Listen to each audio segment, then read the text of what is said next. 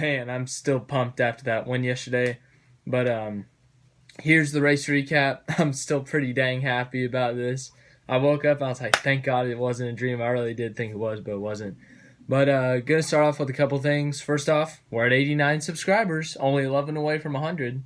I'm gonna try to at 100 subscribers. I'm gonna try to get a live stream up and let you guys ask me questions, and I'll answer as many as possible. I probably won't get that many, but I'll answer them. I'll answer your questions. Tell you, it could be about NASCAR, it could be about basketball, it could be about anything you want.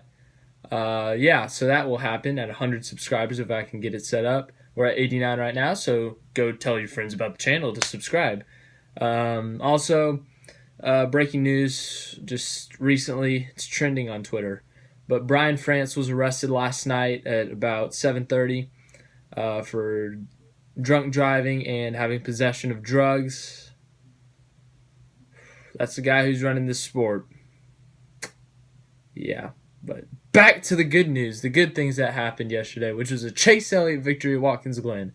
Man, a lot to talk about. So in the opening laps, 2 laps into the race or something, Joey Logano made contact with the 42 of Kyle Larson, and that really ended Logano's day. He got a lot of damage. He went into the sand. They thought they could go to the garage because it was a wreck, something like that. It was something confusing about the rule. They went to the garage, which automatically eliminated them from the race, so they only ran 2 or 3 laps. Rough day for the 22 team. Not good for them. They're already locked in the playoffs with a win, but they could have still fought for playoff points, stage points, all that. Just going to go through the finishing order here. Chase Elliott won, first career win. Alan Gustafson, his crew chief's birthday. That's a good birthday gift. Rick Hendrick's 250th win. That is a pretty big deal. Remember, the 200th was at Darlington in 2012.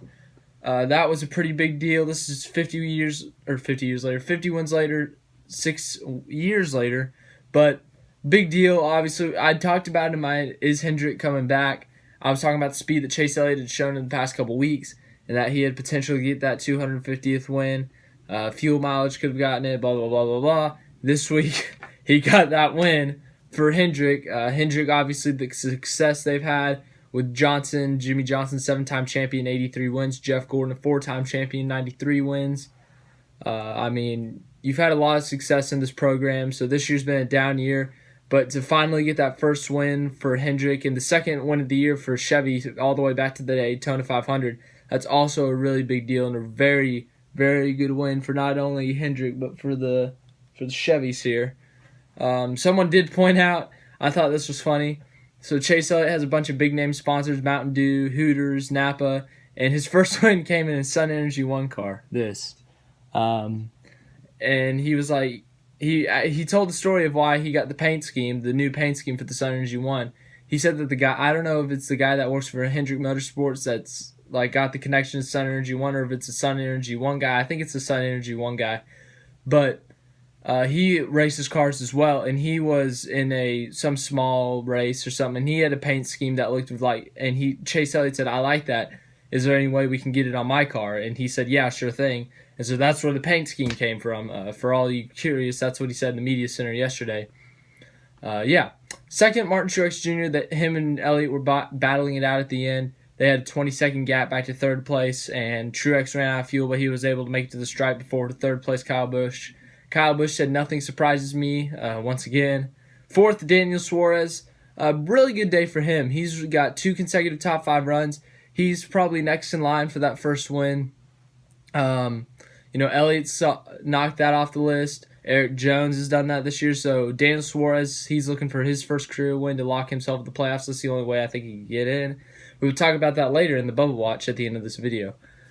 Fifth was Eric Jones. A good run for him. Another young driver in the top 5.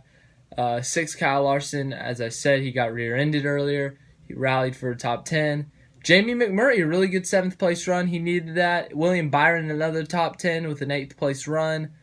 That's another Hendrick car in the top 10. 9th, Kurt Busch. 10th was Kevin Harvick. Kevin Harvick didn't perform too well today. He didn't win any stages or anything. I forgot to mention Truex won stage 1. Elliott won stage 2. And Elliott also won the race. Woo! Clint Boyer finished 11th, just outside the top 10. Chase Elliott's good friend Ryan Blaney finished 12th. Ryan Blaney, one of the people, went back to congratulate him. 13th, Denny Hamlin, who was the pole sitter. 14th, Alex Bowman. 15th, AJ Allmendinger. Disappointing day for him. He's a road course guy. He had a bunch of tape on the nose after the race. Ricky Stenhouse, 16th. A really disappointing day for Brad Keselowski, who finished 17th. Man, that's not good for them. Michael McDowell disappointed me a little bit. I thought he'd do better, 18th. Ryan Newman, 19th. Chris Buescher, 20th. Casey Kane disappointed me as well, 21st. 22nd, Eric Almirola. He was in a wreck early on. 23rd, Ty Dillon. 24th, Parker Kligerman. 25th, Bubba Wallace. 26th, David Reagan. 27th, Austin Dillon. 28th, Paul Menard. Rough day for him. 29th, Matt Kenseth. 30th, Jimmy Johnson. 31st, Lenny Castle. 32nd, Ross Chastain. 33rd, Matt DiBenedetto.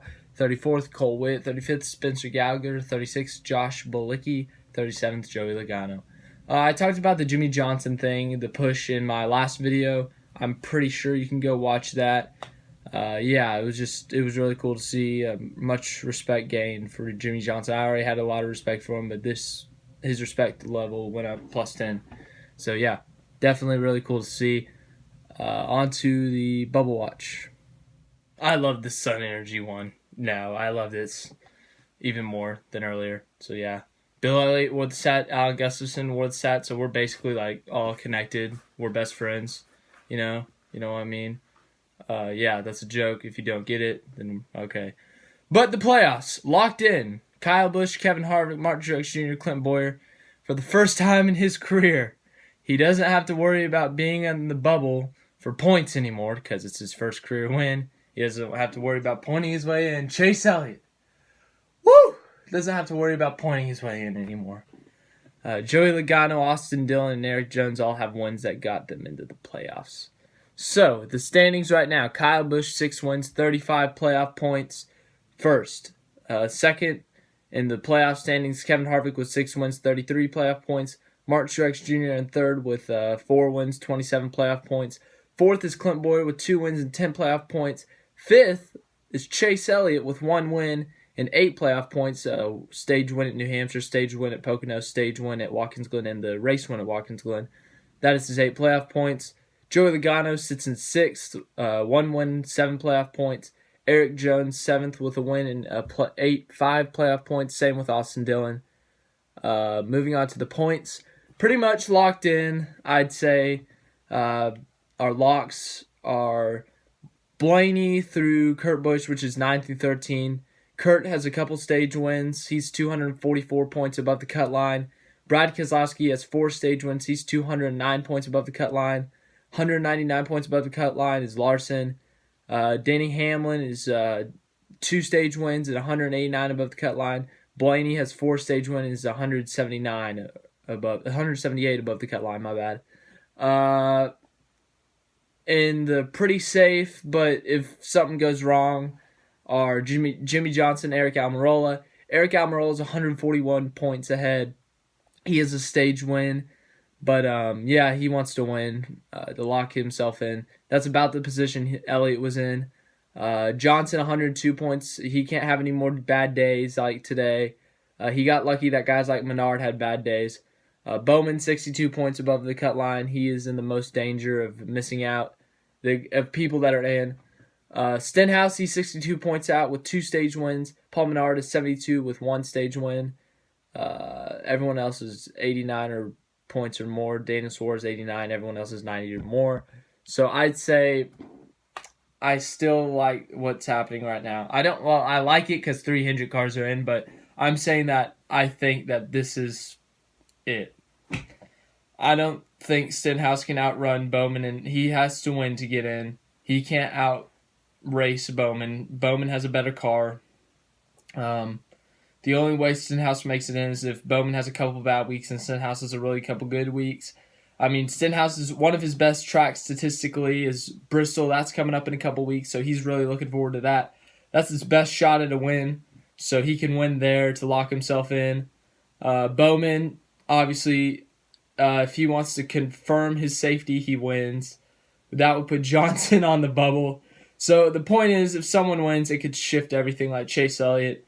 He was sitting at the 14 spot, and then he finally won. He moved up to the number 5 spot. So winning does so much. There's only been 8 winners this year out of 22 races.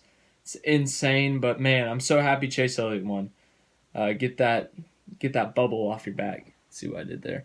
But that's all I have for today. Thank you for watching. Like, subscribe. We're only 11 away from 100. Share if you think people will like this. Really pumped about Chase Elliott's win.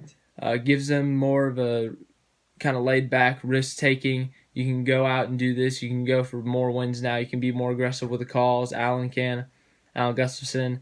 Happy birthday to him. It's a great birthday gift. I forgot to mention this at the beginning, but yeah, that's pretty much every Chase Elliott fan's screensaver now.